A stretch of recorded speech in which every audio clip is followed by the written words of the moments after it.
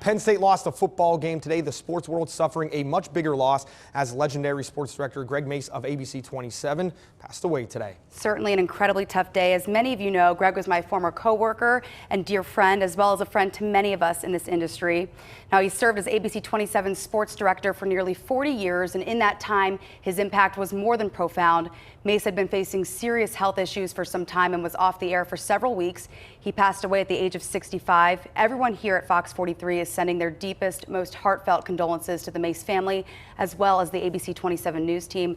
And Andrew, I can tell you, having worked with Gregg, he was just such a joy to be around. Didn't matter what team you played for, what station you worked at, or even if you liked sports at all, he always made you feel like you were the only one in the room. Well, you had to like sports when you were around Gregg. He was an amazing person. He loved sports. He loved his family more. Sports director Todd Sadowski was in Columbus today, but he wanted to share a message about Mr. Mace.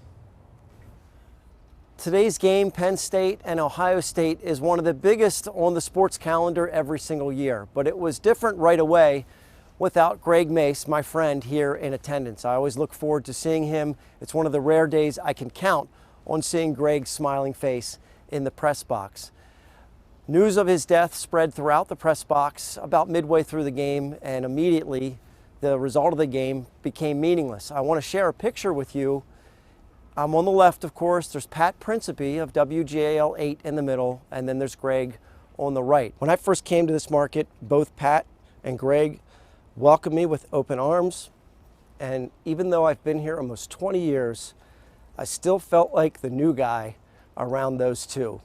Gregg's son, Kyle, mentioned that Gregg passed with grace and dignity, and that is fitting, because that's how he lived his life, with grace and dignity.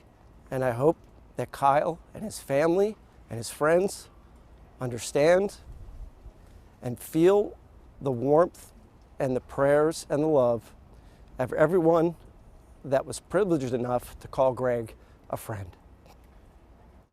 It's tough for Todd to get through. It took him multiple takes, and he wanted that picture so bad the last 2 years.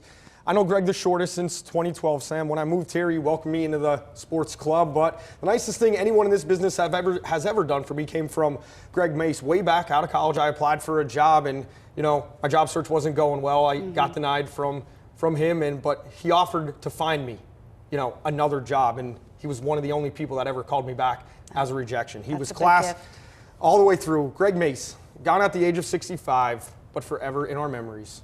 We'll be right back.